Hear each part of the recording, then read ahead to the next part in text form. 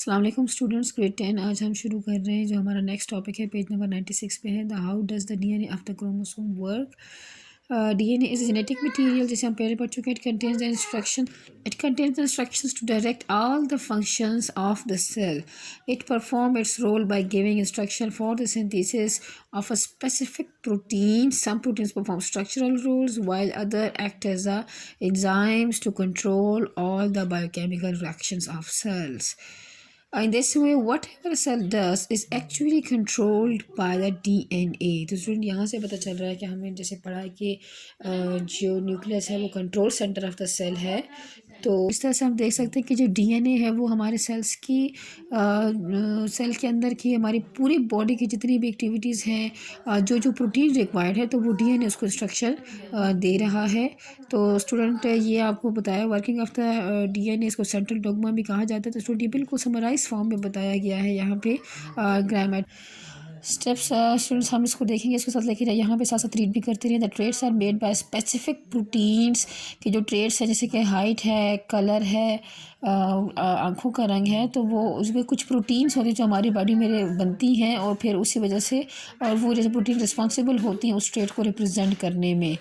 Specific proteins have a specific number and sequence of their amino acid. तो वो specific कैसे होती है कि उनका जो नंबर है और उस अमाइनो एसिड का सीक्वेंस होता है, उन्हीं अमाइनो एसिड की तादाद और उसके जो सीक्वेंस है वो बहुत ही ख़ास होता है।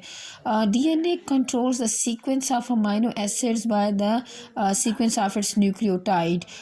तो स्टूडेंट हम जानते हैं कि न्यूक्लियोटाइड किसको कहते हैं। न्यूक्लियोटाइड ये जो शुगर है, फॉस्फेट ग्रुप है और जो बेस है। और हम देखते हैं कि बेस की जो आमने सामने बेसेस आ रही होती हैं वो स्पेसिफ़िकली उसको मॉडिफाई करती हैं या वो बहुत ख़ास होती हैं तरतीब के लिहाज से। During protein synthesis the sequence of DNA nucleotide decides that what will be the sequence of amino acids.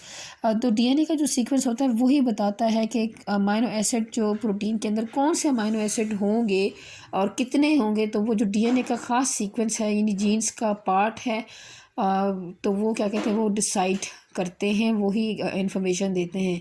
तो स्टूडेंट यहाँ पे हम देखेंगे कि प्रोटीन सिंथेसिस होती किस तरह है। तो स्टूडेंट यहाँ पे हमें कुछ स्टेप्स बताए गए हैं। स्टेप में ये है कि specific sequence of the DNA nucleotide is copied in the form of the messenger RNA. Student ये सिंगल स्ट्रैंडेड होता है nucleotide.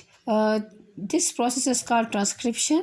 The messenger RNA second step में क्या होता है, messenger RNA carries the sequence of its nucleotide to ribosomes, जो कि cell के अंदर ही पाए जाते हैं।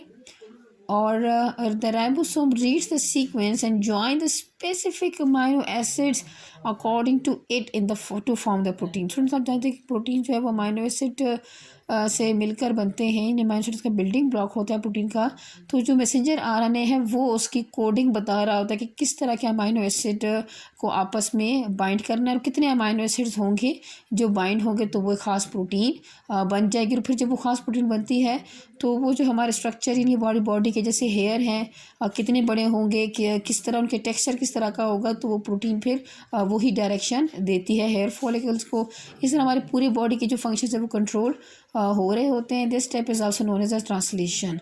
तो स्टूडेंट इसको हम यहाँ पे जो डायग्राम के फॉर्म में बताया गया इसको भी एक दफ़ा देख लेते हैं कि यहाँ पे देख सकते हैं कि पार्ट ऑफ द डीएनए है जो कि एक जीन हो सकता है कि वो क्या कि वो सीक्वेंस डायरेक्ट करेगा मैसेंजर आरएनए उस हिसाब से अपने न्यूक्लियोटाइड उठा लेकिन इसको रीड करने के करते करते मैसेंजर आरएनए के जो न्यूक्लियोटाइड हैं वही आमने सामने आते हैं जो कि इसका कोड होते हैं असल में।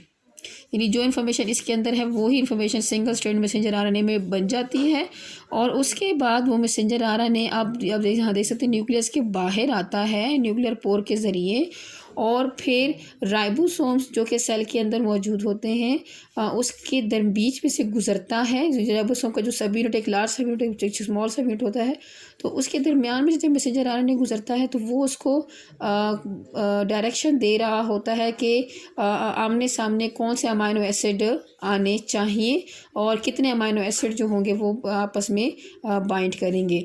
तो वो जो उस हिसाब से जैसे ही मैसेंजर आरएनए रीड होता है तो उस हिसाब से न्यूक्लियोटाइड्स जो हैं जो अमाइनो एसिड्स हैं इसके जो न्यूक्लियोटाइड हैं वो अमाइनो एसिड के लिए डायरेक्शन दे रहे होते हैं, मैसेंजर आने के न्यूक्लियोटाइड्स के। अब आमने सामने ये वाले अमाइनो एसिड आए, अब ये वाले अमाइनो एसिड आए, तो इस तरह अमाइनो एसिड जैसे जैसे तरतीब ये बताता जाता है वो जुड़ते जाते हैं, और वो ख़ास प्रोटीन जो कि बॉडी ने बनानी होती है सेल के अंदर, वो डेवलप हो, जैसे ये देख सकते हैं आप।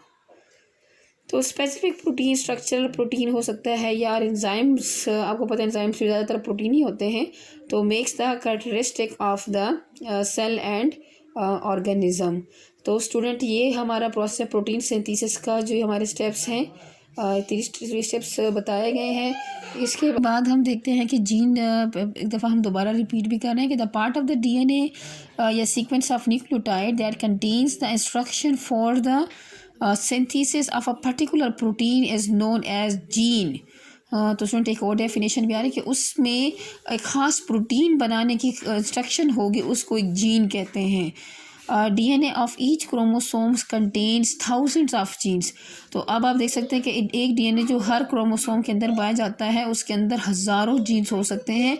Like chromosomes genes also occur in pairs, one on each homologous chromosomes, जो कि एक जैसे क्रोमोसोम्स होते हैं। पेयर ऑफ क्रोमोसोम में जो दो क्रोमोसोम होंगे, हर पेयर में दूसरा क्रोमोसोम होता है, उसके अंदर आइडेंटिकल वही जीन होगा जो उसके जैसे दूसरे क्रोमोसोम में है। द लोकेशन और position of the gene on the chromosomes are known as the loci. सुन यहाँ पे जैसे आप देख सकते हैं कि ये क्रोमोसोम है। अब यहाँ पे आप देख सकते हैं कि अगर यहाँ पे जीन ए है और यहाँ पे भी जीन ए है, तो उनकी जो पोजीशन है वो एक जैसी होती है। स्टूडेंट ये कैपिटल है, स्मॉल ए को भी हम देखेंगे, ये अलील्स होते हैं जीन्स के। हम अभी नेक्स्ट रीड करने वाले हैं, यानी उसी ट्रेट का एक दूसरी शक्ल होती है, ठीक है। तो अभी हम इसको रीड करते हैं फिर।